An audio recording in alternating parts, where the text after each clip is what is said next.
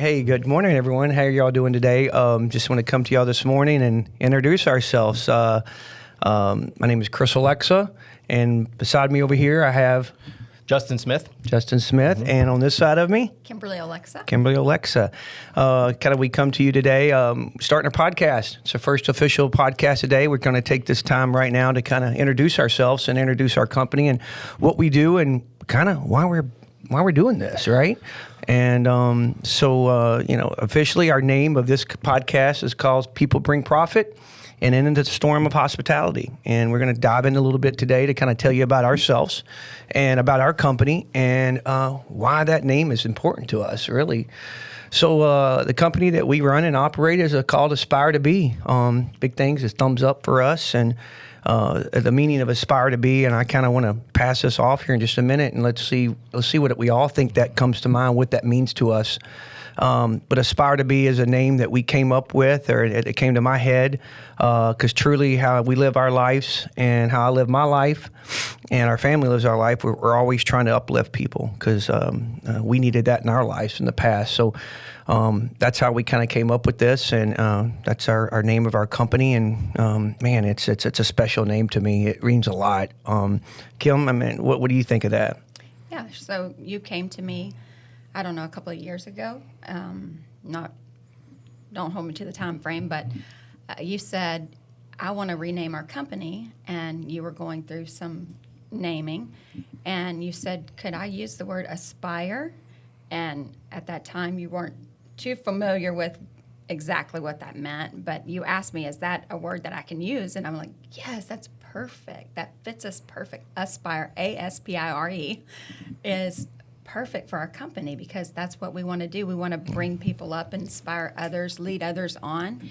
And then you said the two was me and you, and I've always been, since we started into this hospitality industry, I've been trying to get you to just be me and you outside of our partnership that we originally began in. And you finally have succumbed to, hey, this is the two.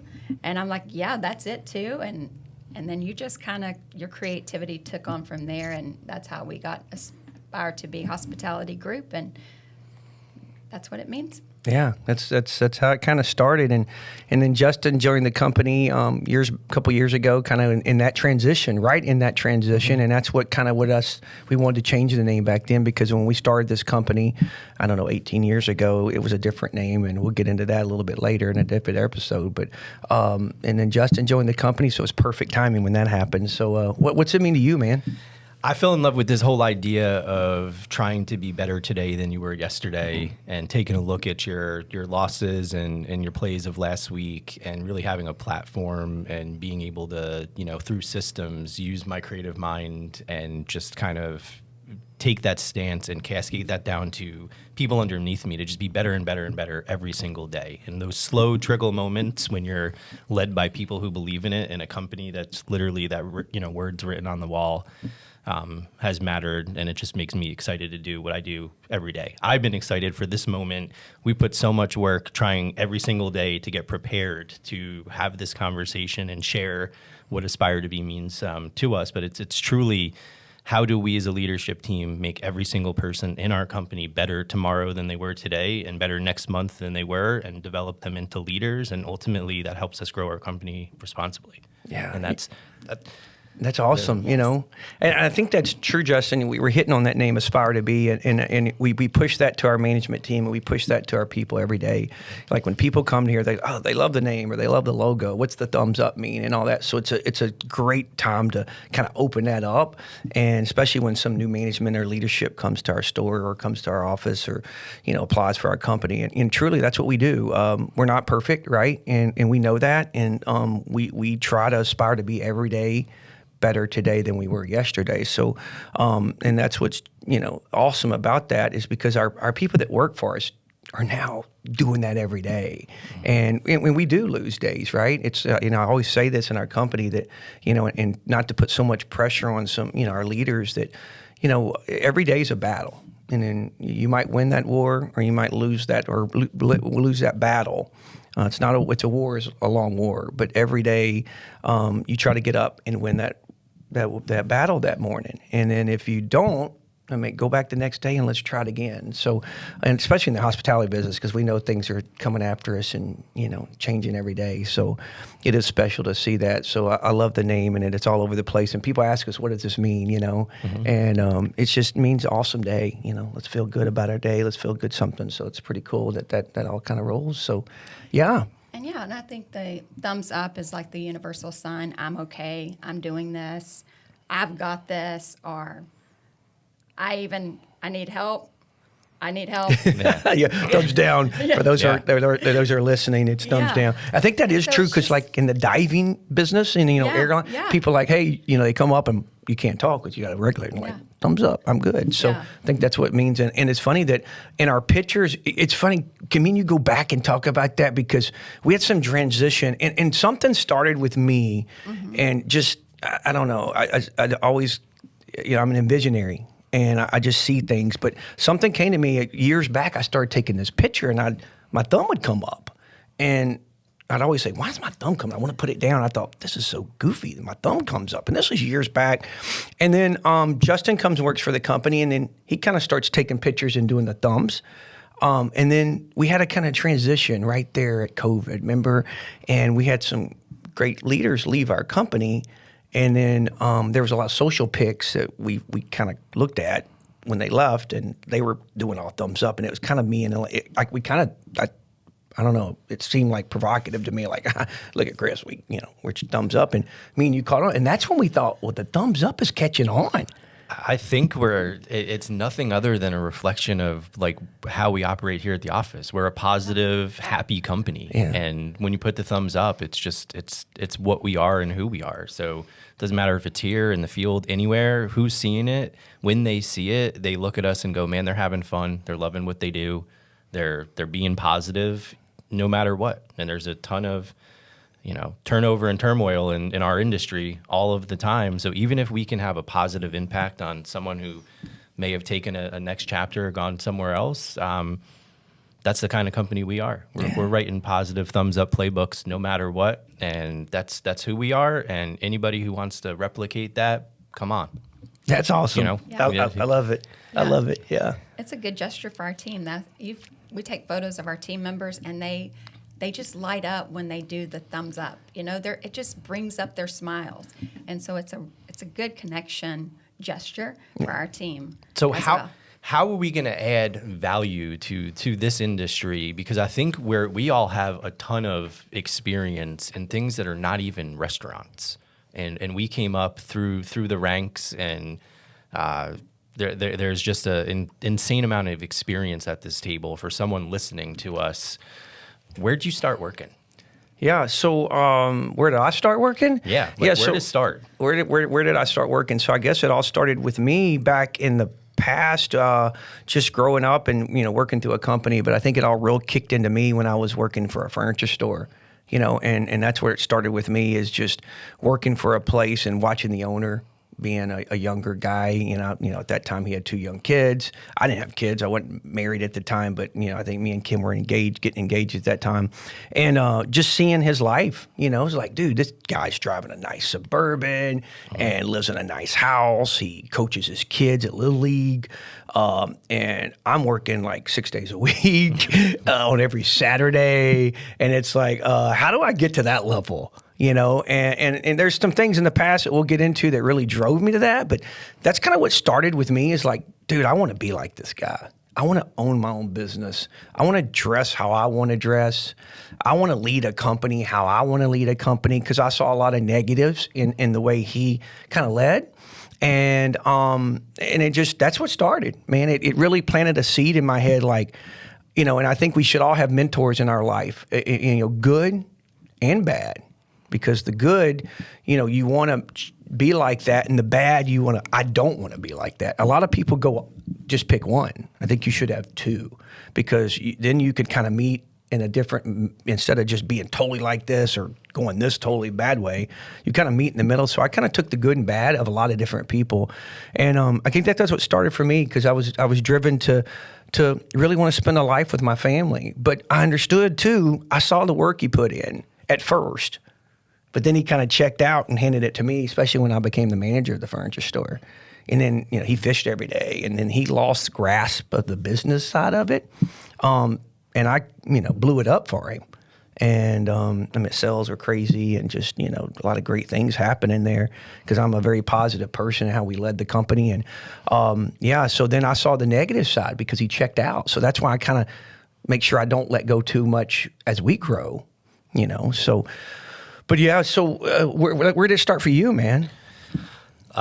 Delivering pizzas in New Jersey was one of my first jobs, and kind of rolling around and hustling around town. And then, it turned into going to college. I started work at 15. I think we all started right the minute we could work, we started working. So I've always worked, went to college and was more on the, IT side. Was into computers, programming, graphic design, all that stuff. And went into a Buffalo Wild Wings with my grandma, and fell in love with sports and camaraderie and the brand, and started serving and bartending. And then from there, we're almost 20 years later, I never left the company. So there's a long story behind that, but there's some of the jobs that I had early in life, specifically bartending, taught me how to talk to people, taught me the more you get to know people, that you can essentially turn that into a business and making money. And for me, that's how my head is wired.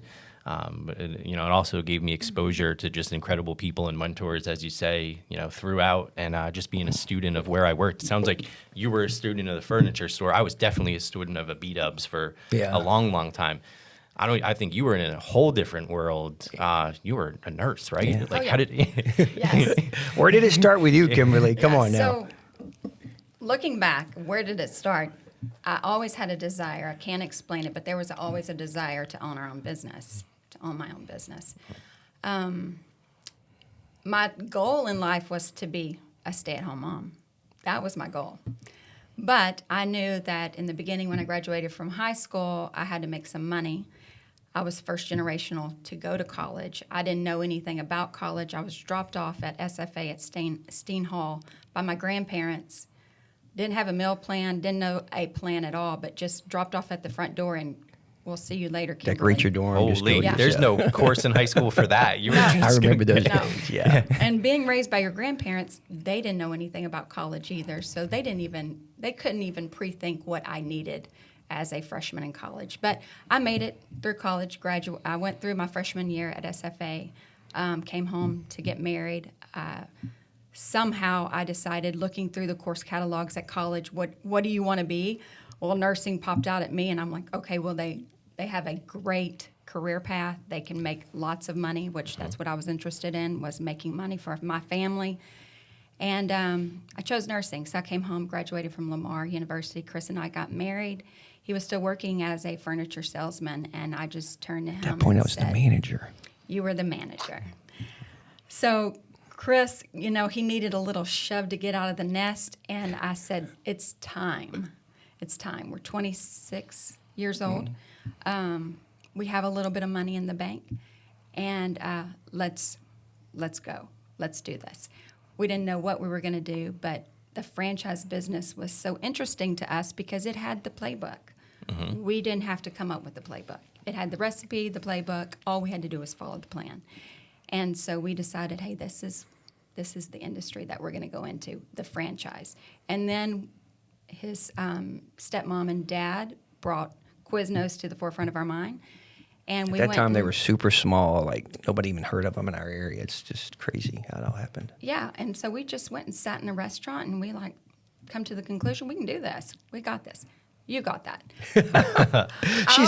She says shove. I just want to go back and say she kicked me out the door. Like, go. We got to open our own business. It's time. It's time. Yeah. You worked too hard for this. Let's put our money and effort in what we're doing, and not doing it for somebody else. Absolutely.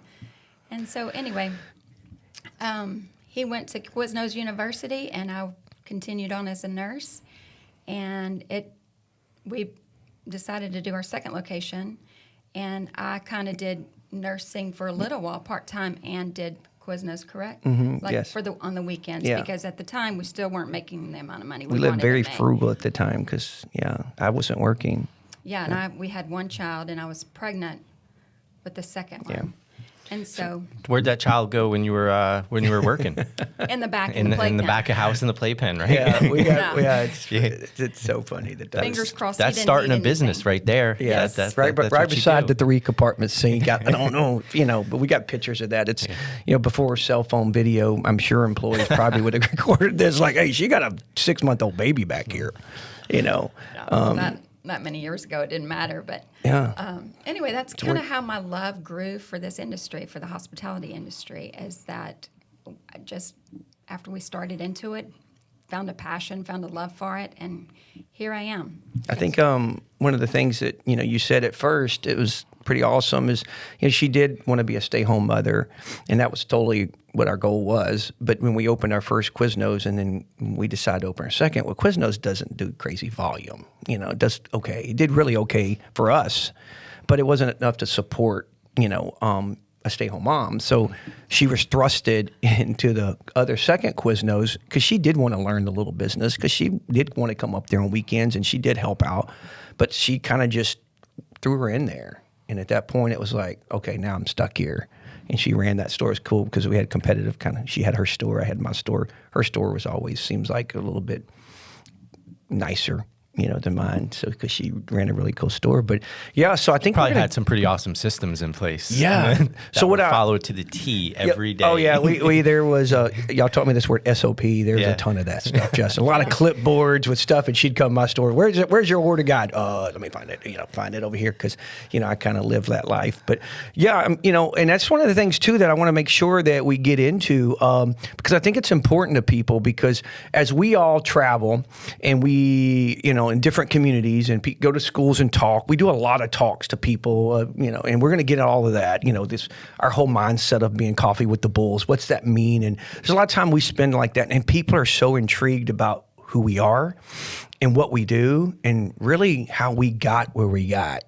Because even when we sit at the tables, all of us sit on big committees of our respected franchise companies that we're part of, and we get to meet our fellow franchisees and other business partners, I would say, and leaders of these big companies, and they kind of find out who Chris, Kim, and Justin really are.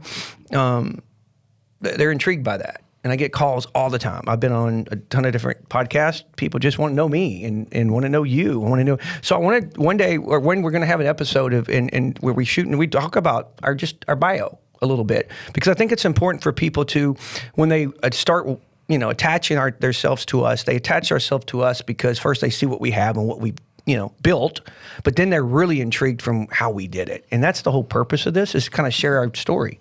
Really, so I want to spend some time on that one day. But we're going to go back to Aspire to Be, and let's talk about what we have or what we've built so far, and kind of where we're going with this. And I'm excited to say that we started this company.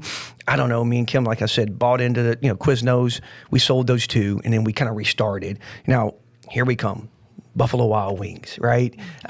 So we and it's funny how our past just met up. But Buffalo Wild Wings was always a vision of mine and Kim's. We went to our first Buffalo Wild Wings in Houston with some friends of ours. Yeah, and we're going on a vacation the next morning. We're all flying out. So everybody said, hey, let's go to. A friend of ours said, hey, let's go and take out a Buffalo Wild Wings. And it was in Rice Village in Houston. And this was when Buffalo's was really just starting to kind of grow a little bit. And man, we walked in like 5 other couples. And man, me and Kim were blown away. We've never seen anything like that. I mean, it was in Beaumont. We didn't have things like this. Holy smokes, this is awesome. And you ordered the counter. We ordered. The place was packed. And, we got a big booth. It was these community tables. It was just like one hangout. And, man, me and Kim just sat there. And I want you to jump in, too, because I think we looked at each other. I was like, this is awesome. Because we did have that passion at that time to open our own business. Oh, yeah. Yeah, so we were already you already kicked me maybe 3 times out the door. And so we looked at each other, and I think that spark clicked. It's like, okay, we need this, right? Oh, yeah. Wings and beer, you can't go wrong. Yeah. And we needed that in our community. We didn't have a place that, of that statue to come to and enjoy wings and beer and have a family atmosphere and just be open and be able to enjoy some great wings and beer. And, you and I just kind of fell in love with the place. I think that, like, as soon as we got back, Justin, we immediately, like, back then they didn't really have the internet like they do now. Maybe they had AOL or something, whatever that was called. Your IT guy in the past, you might know more about that. But so we called Buffalo's. I called him up, and guy, Art was his name, Art Bowman. He was an awesome guy. Immediately called me back, ready for me to buy it. I mean, I had no money. I think me and Kim had a little bit of nest egg that we had saved up. And, we didn't have the experience and we didn't have the money, but they were going to sell it to me. Like, you want a franchise? Do it. I was like, sign this paper. It's like, we don't have that money and we don't have any experience in anything like that. So that's when we kind of took a step back and got into Quiznos, because it was a lot cheaper to get into and a lot less, experience needed. So that's how we got into Buffalo Wild Wings, man, and just, aspire to be. Back then it was called RC Group. We partnered up with a fellow friend of ours that I kind of knew in the business. He was a franchisee of an ice cream chain, and his dad had a little bit of money, and so we kind of partnered up and built that. And kind of grew from there. So then, as we kind of spun off from that growth of that company, we own and operate 8 Buffalo Wild Wings. We did have 9, but unfortunately, we had to close one of those stores due to how many times that store had been hit by the hurricane? Like 3 times. It was its third. Yeah, third time. Blown. It was in Houma, Louisiana, kind of on the coast, and it was just the whole town was just bad. So we miss Houma. Hurricanes, BP. Yeah. It was just a lot of stuff happening there. But we got 8 Buffalo Wild Wings. And then I guess, we started getting into Arby's. And Justin, you want to because you kind of came aboard with that too. How'd that take place? The story of getting into Arby's, I think, needs to be told with the emojis and the Paul Brown combo. But getting into just the business itself, it's our first kind of QSR experience. I think they just have, incredible product, an awesome business model, and we were looking to just expand under the, Inspire Brands portfolio and just park our little bus right in behind them. They've got amazing systems, amazing people, amazing support, and it lets us do what we're good at. As a franchisee, if you've got the systems, that checks one box. The other box is how we're going to make an awesome experience and create plays to do it our way and, the Aspire to Be way. And Arby's has been a great brand to challenge our operations team and our whole team on how to do that. And it was our first dabble into QSR, right? It's a way different business model. You're counting every single little penny to try to make that profit margin. Whereas a big box Buffalo Wild Wings and, some of our other brands, you got a little bit more wiggle room if you're given an awesome experience. So it really let us, I think, from a financial perspective, line by line, understand what it takes to run a really successful business outside of the controllable costs. So a lot of the non-controllable stuff. And on the B-dubs front, man, camaraderie needs to be said. There's no cooler place in the world, Buffalo Wild Wings, especially back in the day, that a whole community could walk into. You could be a Cowboys, a Texans fans, and a community table sit next to each other and have an absolute blast. That's how I fell in love with the company, or the brand and the company itself, just because it was a gateway. And we saw that 15 years ago. Yeah. We saw that through COVID, people just coming in. I think sports band people together, community, and it's just a wonderful place of all facets. Every time you go in there to watch a sport, compete with the table next to you and just have an awesome experience with beer and wings. Which why would you not want to run that? Yeah. And it's happening again. It's happening again in the world right now. With inflation and with a lot of negativity in the world. Sales are are coming back because I think people are doing that. But I want to go back to the emoji thing. Yeah, let's get into that. How do we really start Arby's? Yeah, so we're gonna go through this thing. Buffalo Wild Wings got bought out by Inspire Brands. At first it went public and said Arby's, and we were all like, "Holy crap, Arby's bought us!" And we didn't know much about Arby's besides when we went to college, or you went to college, I'd come see you, and I went for one semester, and we had Arby's, and it was never really that good. So I remember I was on the fact board at that time, and Buffalo's got bought out by Inspire Brands, and Paul Brown being the CEO and founder of Inspire, which was Work Capital, a lot of those stories there. And they owned Arby's, but the publication said Arby's bought us. And we're like, how does Arby's buy Buffalo Wild Wings? You know, it's like looking up what their sales are. And but we go to this meeting, and they kind of introduce us to Inspire Brands. They invited the franchise fact board, and that's elected officials kind of representation. I think there was 10 of us at the time. And they do this whole presentation of, you know, what they did. What, you know, first off, calm down, guys. You know, we're here to take good care of you, the new ownership of Buffalo's. So they kind of showed us what they did with Arby's, kind of, you know, did a before and after, and how they got there, the roadmap, because they rebuilt it, basically. Bought it kind of going way under. And we got to taste all this food, man. They brought all these, the chef that actually was on the commercials, that did all that stuff. You know, we tasted this food, and man, it was phenomenal. I haven't eaten Arby's in years. And looking at the numbers, like, man, this totally looks great. Well, me and Kim and the company, we just want to grow. I mean, we just want to grow. And so we need other avenues of growth, right? And so we want to get different brands. I had a vision of always having a different brands, have multiple levels. If you're in the hospitality business, it doesn't matter what you're serving. And you got smart people like you guys that run your financials and run the ops side and all the stuff that y'all do. I can envision it all day, but then I look at y'all and think, man, they can make this work. So I remember sending Kim a text message and saying, took a picture of the food, and I said, hey, I think we're going to buy some Arby's. And what'd you send back to me? The green emoji. The like, bleh. The bleh. The bleh. Yeah. And so I actually said, no, I'm serious. And then she sent me 2. Green emojis. Bleh, bleh. But in my defense, Arby's was located within our mall. I hadn't eaten Arby's in, 20 years. And it was just roast beef sandwiches. And so the green emoji was fitting to me. Justin, Paul Brown, love him, man. He's like awesome. And I think I showed him that picture of the green emojis, and he just laughed. Said, "Oh, please take her to a new Arby's." And I said, "I will." That's all you have to do with Arby's. You just got to bring someone again, because they haven't been. Yeah.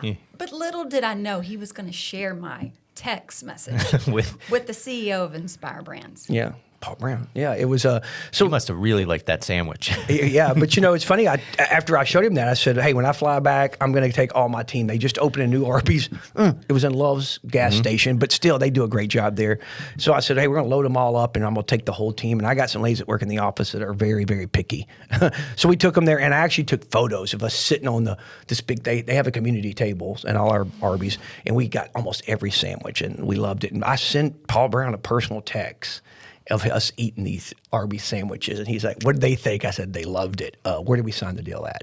So, yeah. It was thumbs up from there. Yeah, so we got 3 Arby's open, and we have a 4-store deal. Just purchased a great piece of land that's probably the best piece of land in our own hometown of Beaumont, Texas. And just waiting to, build that thing there. But then, let's see, we got a mellow mushroom, too. One of those, and it's an awesome brand to have. It's if you don't know that brand, it's out of Atlanta. It's a great pizza concept, really cool hippie vibe and all that. It's a fun place. We're not, that's our one-off. We just bought that, and little stories later into that why we got that, because I think the property came available. It's right in front of our big Buffalo Wild Wings, one of our flagship stores that does phenomenal business. So you kind of got to protect your backyard too, right? It's like we didn't want a competitor to come in there. So the Applebee's closed down. So that's what Kim said. Hey, that's Applebee's might close down. What are you going to put? Well, we always loved Mellow. Every time we go to Florida, we'd stop at Mellow. And I told Kim, I said, hey, I just got a call. The owner wants to sell Applebee's. And she said, okay, are we buying it? I said, yeah, we're going to try. And she said, what are we going to put there? A Mellow. She said, do we have the franchise rights? I said, no, but we'll try to get it. Yeah. So, we got the Mellow Mushroom. We have a brand called Rusty Taco, who is also owned by Inspire Brands. It's a little street taco place. It's right behind our big Buffalo Wild Wings. Fun place, atmosphere, cool thing. Not truly on our development map. We'll get more into that too in some conversations. And then next up was we own a Starbucks. How awesome is it to say that, guys? Yeah, that's pretty cool. Yeah, I'm blown away. Yeah. If you were to bucket list it, saying you're going to be an entrepreneur and open any type of small business, that's a top 3. Yeah, could you ever imagine owning a Starbucks and just being able to get involved in their operation, their company, their culture, all of it? It's funny when we talked about Starbucks, and then Kim immediately asked, well, can we because we go to Buffalo's and get some wings and, Mello get some pizza. Kim said, "Hey, can I buy that loaf bread by the loaf or like that?" About that last week. Can I just grab how a do we box? do that? Can you stop by there and get me a loaf of bread? I was like, yeah. So Starbucks was something that was totally not on our radar. And I go back and track myself and remember when I opened my first Quiznos, and I would do $2,000 a day, and they opened a Starbucks out in front of me, and the line was just. I would just sit there and dream, like, how do you get to that level? How do you get to that level? Well, I found out really quickly it's a lot of hard work, but it's beneficial when you work your butt off, because this happened. And the Starbucks thing's interesting, though, because, when Justin came aboard here, he's all tech, right? We're social. Me and Kim think social is Facebook. Yeah. We're Facebook. Justin said, "Hey, we got to get more on social." I'm like, "Yeah, I got Facebook." And Justin said, "No, we need Instagram, we need TikTok, and we need Twitter, and LinkedIn. LinkedIn." And so, Justin, we created all these platforms out there, and we stay on them, and it's cool. Our team does too now. They bought in on it, and so I got an email from a person at Starbucks through Lincoln, my account. And I remember, I didn't even tell y'all. It's like, I thought somebody was catfishing me. That's all I hear. So the second email came through. Then the third came. He's like, well, I'm kind of surprised. Normally when I email, people call me right back, but I guess you're not interested. So I think I ran down and told you, hey, and you looked her up and hey, no, that's an important person. We need to call. And we did call, emailed right back, set up a Zoom call. They talked about the program of partnering with them. We're not called franchisees. No. We are called what? It's a licensee. Licensees. I always say franchisees, but it's licensees. And, you don't call them. They call you. And so remember our conversation, they were going through the deck and showing us what they do and how they do it and how you get a spot. And then I think at the end, I kind of hey, can I ask you a question? How did you find us? How did you pick us? And her comment, and, if I'm wrong, please jump in, but was it not we saw you on social, we saw the culture, and who Aspire to Be really is, and your whole vision of how you treat people and how you uplift people in your company. And that was another thing that stuck in my mind right then, wow, it is working. It's working good. Yeah. So, So, any thoughts on that? No, Starbucks is just it's an iconic brand that I'm learning every day. It's still very, very new. The whole story of opening it. I mean, how can you say no? Getting in the coffee business and just learning that has been pretty awesome. But I think let's talk about our one more brand. And I think you made an awesome point where they sought out us. And I think we have some values and some culture and some things that we live by as a company after you get to know the brands that we run that make us who we are. Mm-hmm. And those couple little nuggets that each of us bring to the table are, I think, would be a really good roundup to aspire to be and what this whole thing is. So, what's our one more brand? So, and this is the biggie for me. And I'll let you go. Yeah, I guess it's a biggie for all of us, right? So it's Buffalo Wild Wings Go. Mm-hmm. I mean, and that's for those that haven't been introduced to Buffalo Wild Wings Go. Buffalo Wild Wings, I mean, especially during COVID, but before COVID, we just do tremendous amounts of takeout, just crazy amounts of takeout. Mm-hmm. And our older stores were not equipped to do that takeout. I mean, we didn't have the takeout counters. I mean, I remember in the old days, you probably remember working in Buffalo's, you didn't really have a takeout system. Mm-hmm. And so, as we grow these brands and the Buffalo Wild Wings grows, they found an avenue. There's another wing competitor that does a pretty good job of trying to place their places around us and does takeout and focuses on takeout. So Buffalo Wild Wings has came up with a brand called Buffalo Wild Wings Go. It's a smaller footprint, no alcohol sales, really truly wants to deliver, get your deliveries out of it, call in, web orders, walk in, order it, and get and go kind of thing. So as we watched this happen, we were watching it evolve because we knew it needed to happen. We were super excited about it. So we kept our eyes wide open on it. And every time that you were up in Atlanta or your ops committee or wherever we were at conferences or talking to somebody, we were always like, hey, when's the Buffalo Wild Wings Go going to roll out? How are you going to pick franchisees? Just knocking on the door. And me and Kim in the past have learned that that if you're not the bull in the room, you're just going to get run over. And that's one of the things we'll get into too. Why we envision ourselves of being a bull also, because we were a bull. I mean, we were knocking on we were kicking the door. Yeah, we were just, I mean, to the point they were finally saying, okay, we're going to choose one of you guys to do this. And so that's where we're at. You got any comments on that, Kim, on the Go? It's just thankful for the opportunity for Go. But like you said, as we grew, we never took no as the finite answer. We would always continue to knock on the door. If that avenue was closed, we'd go down the other. So I think that's so important for people to know that, yes, you get somewhere in life by never giving up, always pushing forward. No's not an option. It's just an obstacle. So I think for Go, that is the platform that we can ride out on, is that, we are the pioneers of this opportunity. And so that's it for me. That is awesome. I'm passing to you, but I want to say this too, because and Justin came part of our company. We hired him as COO, and we're going to go down that whole road, how me and you needed that, right? And how we grow as a company and the steps you need to take about building foundations. But when Justin came to work for us, he was, he interviewed himself. We brought him in, and he always wanted some piece of the pie, let's say. A lot of people want to come work for companies, but they want to work for something that there's just more than a salary. And what we all try to do is just create a lifestyle for our family and prove to our kids that, hard work does pay off. So I think it's special to you too, because you actually became a partner with us in this. Yeah, when the whole first, call it, 15-year, 17-year experience was taking a company from, 10 stores to over 100, private to publicly traded, and building the systems and being part of every meeting and getting injected in every department.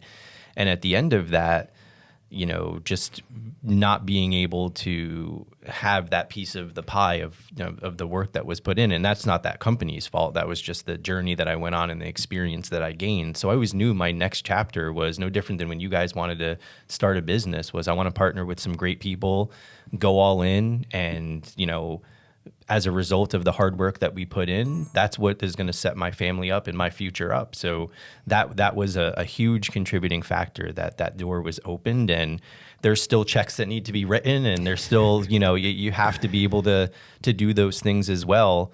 But it was, if anything, that 15-year experience allowed me to get to the point where I was able to not only partner with the right people, but write that check and take that risk to start something special. And on the Go front, I say I'm so excited for it because it's really hard to build a 7,000 square foot Buffalo Wild Wings in so many communities that love the brand. Now we have this ability to go into some of these smaller towns and medium-sized towns and bring something that everybody wants. Yeah. And that opportunity just changes the game for Buffalo as a brand. There's other small units that are selling, chicken wings and good potato and Pepsi or Coke, all over the country. And we now have the ability to do that in a grand scale. That's really exciting, because a full service restaurant versus a QSR unit, they're two totally separate. They're not even competitors with each other. And if you're doing it right, a good running Buffalo Wild Wings is two separate businesses. It is. There's a huge takeout model and an awesome dining experience that we need to be laser focused. Which, what's crazy is I don't think a lot of people are catching onto this yet but, we have stores that are, in a city that do tremendous amount of takeout, that we almost too much, or it is too much, right? So it does affect our dining guest. I mean, me and Kim, we know it. We hear it from our friends. Like, man, I can't go in there on a Friday because, it's an hour and a half wait for food. And you hear that all the time on social. And why is that? I mean, we're fully staffed. I mean, that's one thing we're blessed here in the South, in Texas, Louisiana, where we're located, that we do got staff, and we got great staff, and we're always trying to improve that. But because we do so much takeout. And so when you're trying to do, 25% of your sales that day is coming out the back door or the front door of takeout, and treat your guest. You're losing out on alcohol sales. You're losing out on appetizer sales. You're losing out of people having fun. And that group's so you start changing their thought process. Like, well, I can't go to Buffalo's after after a football game because it might take too long, or go watch a Saturday football game because it's just going to take too long on the TV because people are ordering in. So we feel like this is a platform too that we're excited about. And we're, I think one of the things I'm super excited about, Justin, is when we and Kim got into Buffalo's, it was still kind of young, and I felt like, and I always say this, I like getting into companies or brands that help make the pie. Like Starbucks, Mellow Mushroom, Arby's, those brands, the pie's made. You're just coming to cut a slither out of it, right? It just makes the pie pieces smaller. But when you're part of a brand that you get into and you help make the pie, and that's what we're doing, especially with Go, because it's brand new. I mean, there's not too many locations, 50 locations open at this time, and there's the corporate spread them out all different places. I think at this point we only have 3 franchisees that are open: us in Texas, 1 in Atlanta, and then or Georgia, somewhere in Georgia, and then in Ohio, I think he has 2. And so we're all talking and collaborating, and we're what challenges are you seeing? And from guests walking in that, there's no TV to watch football. Oh, is that what our guests want? Kind of thing. So it's cool to that. But to go back to that, we signed a 7-store deal. So we just opened our first. Kim is working on our LOI right now in our second location. They'll all be in the Houston area. And I think we're back at the bargaining table, are we not? Yeah. It's that thing Kim said, be the bull. Yeah. So this is, goes out to you guys. Always try to envision, because if you're late to the trough, right, you eat after everybody else. True. Yeah. True. So we want to get there early. So we see the momentum this thing has. Mm-hmm. We see the potential it has. And when you got an awesome team members like I have right here, these 2 fine that just dive into numbers, just dive in it, and they set your costs and what it should be. And we realize this is a great avenue to grow our company and to grow our brand of Aspire to Be too. So, so we're back at the bargaining table trying to do what was our offer?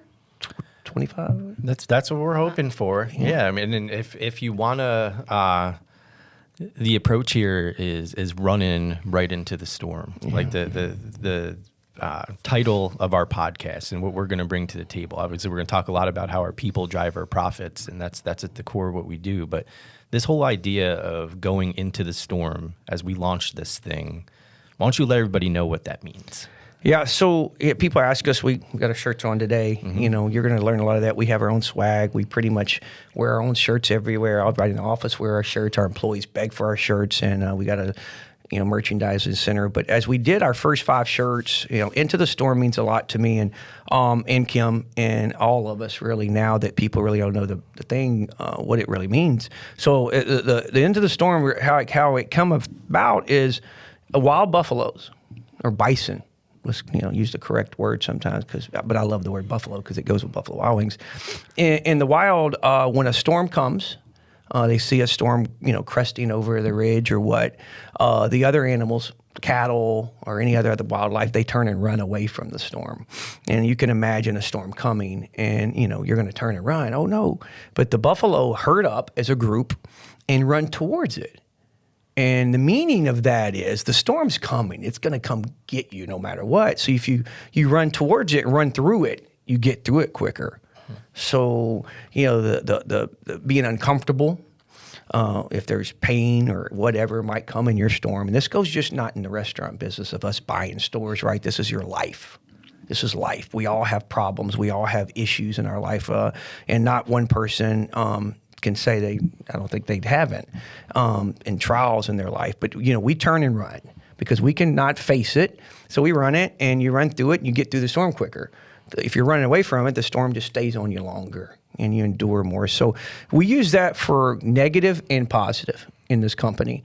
The negative, if we have, something bad that's happened in any of our lives or any of our teams or anybody, anything in the world that we can assist or help, we herd up and we head the storm. And we tell our team, we herd up, we put the young in the middle, the inexperienced employees or management in the middle, and the older, stronger, I guess, have more, Season. let's just say, that's been around the block a little longer. Yeah.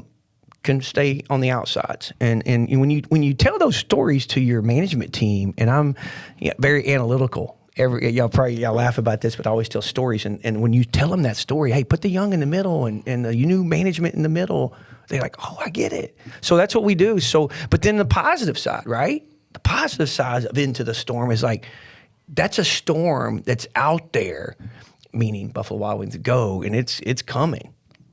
As a franchisee of Buffalo Wild Wings is coming. Mm-hmm. Go is coming.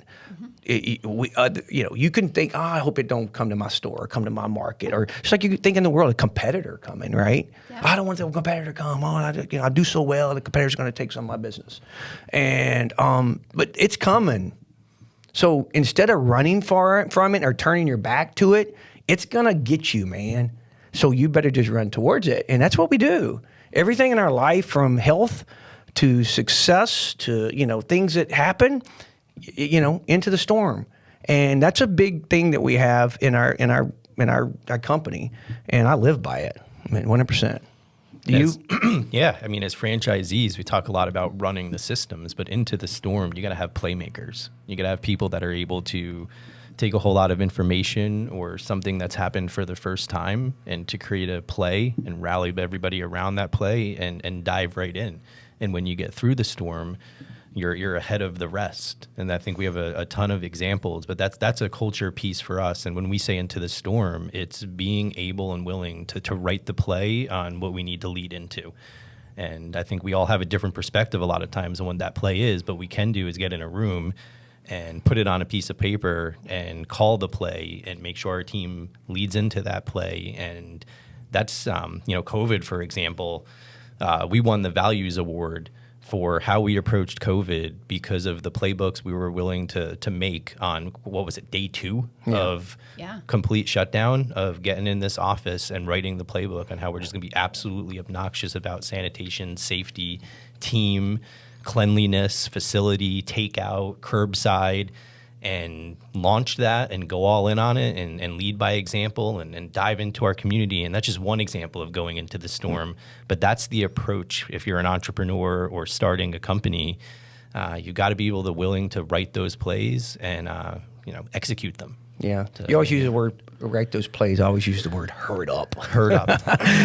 So, Kim, yeah. I think, Kim, on the Into the Storm, I mean, you're in one right now trying to negotiate an LOI and a lease with this just one little go. But that's part of your value of Into the Storm, right? Outside of the LOI, I'm in a storm right now with this podcast. This was something that I was not familiar with. I was uncomfortable with discussing. I didn't want to sit in this chair and talk on this mic, to be quite honest, but God brought me a revelation, and he said, you only grow when you're uncomfortable. That's when you grow. And so I said, okay, God, I'm very uncomfortable. I don't like to be on the cameras, or I don't like talking in the microphone. I've always led our company behind the curtains. I've never been in the forefront.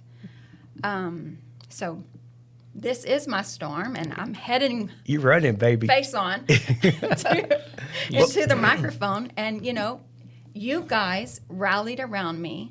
You put me in the middle, and you said, we're doing it.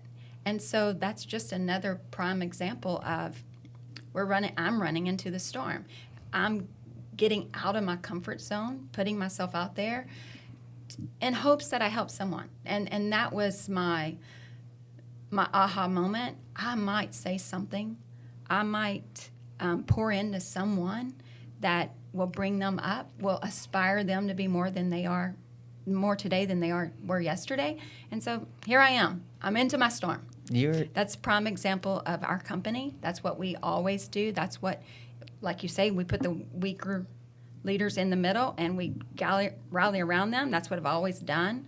And so thank you guys for rallying around me and putting me into this and making me face this storm, this uncomfortable zone that I'm in. And Here I am. When you start and we're so grounded in our values, no matter what happens, right? We start this podcast with a short prayer, and you've mentioned, you know, a Yes. godly comment that you just made. Why don't you let us know, you know, Proverbs, what we stand by, and what that means in our values? Because I think no matter what, we stay grounded in who we are and our mission statement, you know, 1423 and what we do. And your leadership behind the scenes and now right in front of the camera helps us get there. Yeah, so basically Proverbs 14:23, it just basically says that hard work pays off. Mere talk leads you to nowhere. And basically that's what the verse boils down to. And that's kind of where we've led our life, is that hard work pays off. We tell our team, hard work, put work into the systems. The systems will pay off. And so that one little verse that we can live our life on, that Chris and I, that actually you came up with the verse, but those types of things that we continue to build our company off of, and they apply in so many different areas. But we are grounded in God. We're grounded in His Word. I, for sure, am grounded in Him. He's given me the life. I lived the first 13 years of my life. I experienced more than most people experience throughout their life. And so He's just always been my guider, and I follow Him. And like I say, into the storm. He didn't promise us no storms. He promised us that He will be with us in the storm. And so that's how we lead our company. We pray over every one of our brands. We prayed over hospitality, and here we are. And I think we talked about all of our franchise brands, but we did not talk about the brand that us three are building, Aspire to Be. That's a brand that doesn't have a playbook, that we're actually writing the playbook as we go and honing in on what Aspire to Be means. And so I think that's going to be a great opportunity for us to reach across the aisle and help others that are wanting to start their own brand as well.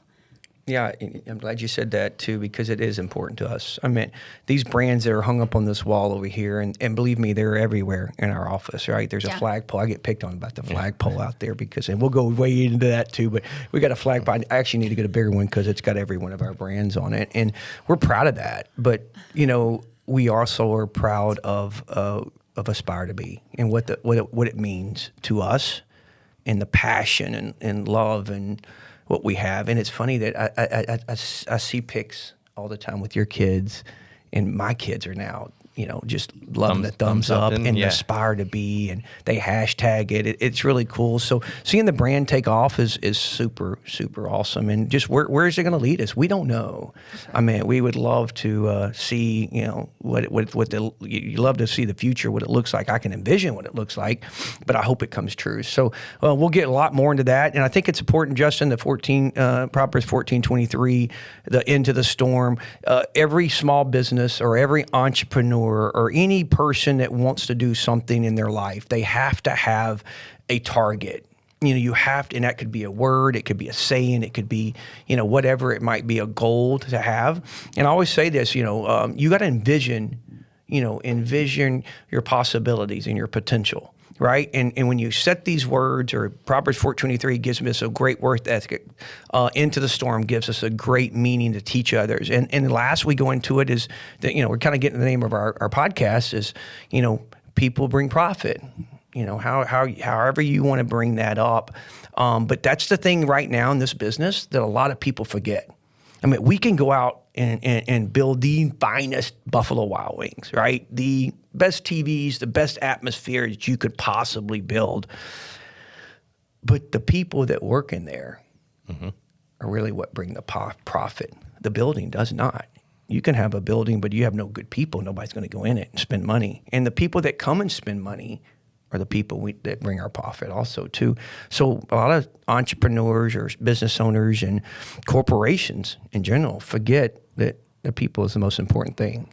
And when you pour into your people and train your people, which you love to do, and you also and just lift them up and give them just don't come get a paycheck. right? It's more than a paycheck. It's the family atmosphere. It's the things that we try to do special and wish we can do so much more. But it's what we try to do out there with our people. And when people put in their companies, whatever they do, if they put their people first, the profit will come. Man, I'm not going to say you're just going to make tons. Nobody can promise what you're going to make, but that's truly what your business is the people, right? The nugget is the satisfaction of your guests is never going to exceed that of your employees. And if you constantly think about that, our frontline workers are not us. We're not the ones selling chicken wings or coffees. It's the folks that are, sitting in the stores, building the machines for us, that we have to make sure that they're incredibly taken care of. They're incredibly trained. They've got the right systems in place, the right tools.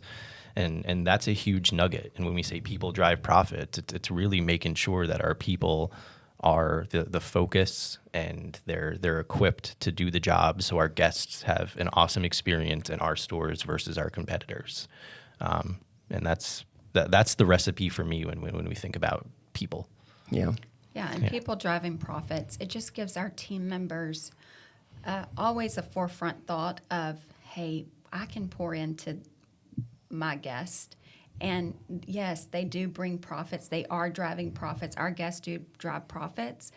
But it just gives our team members that forefront thought of, this person is important. This person came into my restaurant for a reason. They may be having a bad day. They may be having a great day. They may just want to sit down at the end of their day and mom, grandma, aunt, uncle, they may not want to cook, but they're here for a reason. So let's just take the opportunity and gather around the term people and love on people, lead people, smile. Because I was telling Justin yesterday, I read a leadership book, and it said 60%, if you can get 60% of your team to smile, the other 40% will follow suit because they just want to be a part of something. And so just rallying around people and knowing that people just want to be a part of something, and we have a lot of culture to offer when each person walks into our room, to our building. We just need to always remember that. And that's what we encourage our team members to do. Remember the people. Yeah. You're not always going to increase your profits by raising prices or changing what you're selling. I think there's a huge a piece of that of you're gonna increase your profits by opening the front door or thanking someone for coming in or being really quick on payment because they've got kids. Yes. There's all of those little just they're hard to track, but when you get, like you said, 60% of the people on your team doing it, the other ones might start doing it anyway, but that's going to be the best way to fight inflation right now, is just to provide an awesome experience. And that's a into the storm play that you led probably a month ago, and just saying, hey, guys, it's about the experience. I know we got to take a little bit of price. We held out as long as we could. We got to do that. But we also need to focus all the way in on making sure that we do better than anybody, or just set the precedent on hospitality. We're not going to focus all outside the four walls. We need to get back to inside the four walls and what exactly that means, and teach people to be just hospitable again in our industry. That applies for any industry, to be honest, but that people driving our profits, we've got a lot of examples and thoughts behind what those plays look like. And that is going into the storm, because I don't know about you guys, when I go out to eat, it's not the same as it used to be. And I don't know that this is the focus everywhere else, but it is for us. It is, yeah. Being mindful of people. Yep. Yeah.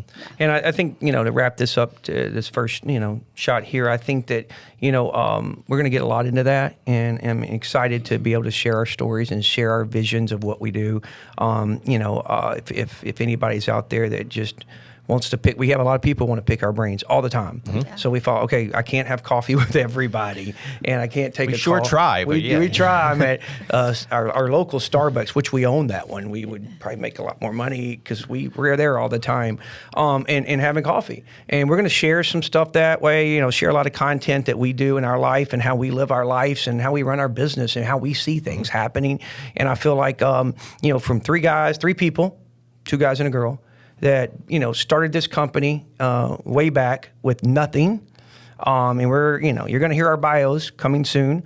And you can study each of us and know where we came from. For those that are out there that was a nurse and now wants to own their own business, from started school to be an IT guy, bartender, and now running and owning his own business, into a kid that, didn't go to college and owning his own business and built this empire. I still pinch myself every day that we're here and that we're allowed to do this. So we're going to get a lot into that and who we are more, but super excited to share some stuff with this. And this is our podcast, and we want to go off and finish this way to say, hey, if you like what you, please comment, subscribe. If there's questions, make a comment in the questions. If there's something you didn't like, or we'd love to hear it. We'll answer every single one of them. We'll try to, 100%. I mean, we will. And because there's a lot of podcasts out there. There's a lot of books that talk about the numbers, right? The business. And I feel like the business is super important. It is.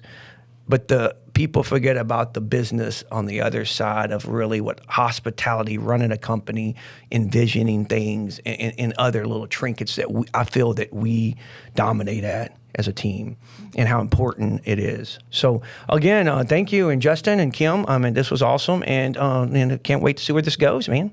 Yeah. Yeah. Yes, sir. All right.